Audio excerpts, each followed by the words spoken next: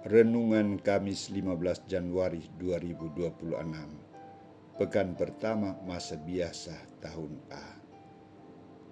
Aku mau, jadilah engkau sembuh. Bacaan Injil dari Injil Markus bab 1 ayat 40 sampai 45. Saudara-saudariku terkasih, apa perasaan Anda ketika berjumpa dengan orang yang sakit kusta?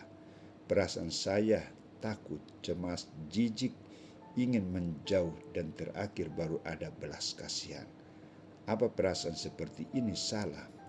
Dari sudut manusiawi sangat wajar. Namun dari segi moral dipersalahkan karena tidak menghargai nilai kemanusiaan. Saudara-saudariku terkasih, mengapa sikap Yesus berbeda dengan sikap manusia? Karena Yesus adalah putra Allah dan ia menempatkan kasih di atas semua aturan.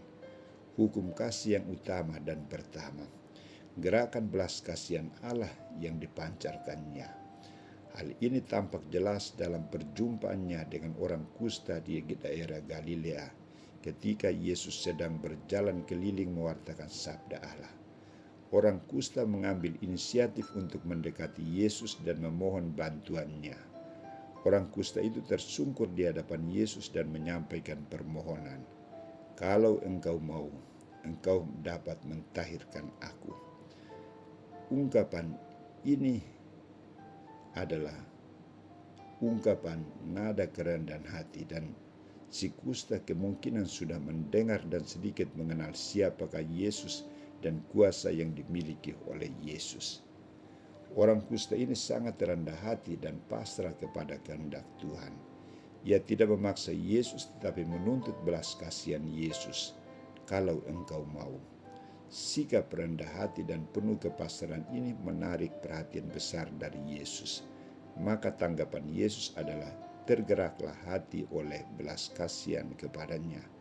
Lalu ia mengulurkan tangannya menjamah orang itu dan berkata kepadanya, aku mau, jadilah engkau tahir.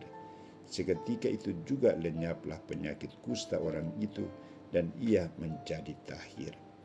Yesus menunjukkan sikap Allah yang solider, hadir, mendengar, memberikan bantuan kepada manusia sesuai kebutuhannya. Yesus memperlihatkan wajah Allah yang berbelas kasih dan murah hati.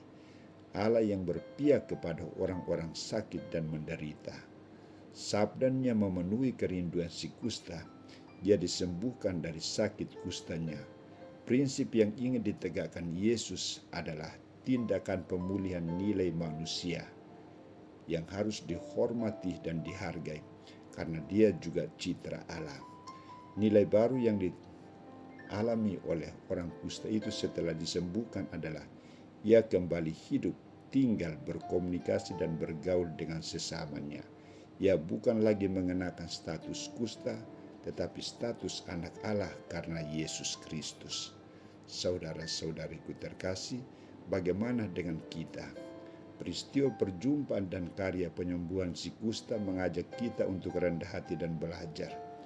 Kita tidak sakit kusta, tetapi kusta dalam hal lain, dalam dosa, ketidaktaatan, ketidakjujuran, ketertutupan, sombong, angkuh, dan tidak peduli dengan orang lain. Kita harus memiliki sikap seperti orang kusta. Bila ada kesulitan, kita dituntut untuk rendah hati, tersungkur di hadapan Allah dan memohon bantuannya. Kita juga dituntut memiliki sikap seperti Yesus, peka mendengar dan memerintahkan bantuan kepada sesama kita yang membutuhkan dan yang mengalami kesulitan. Kepada mereka harus kita katakan, aku mau, jadilah engkau sembuh.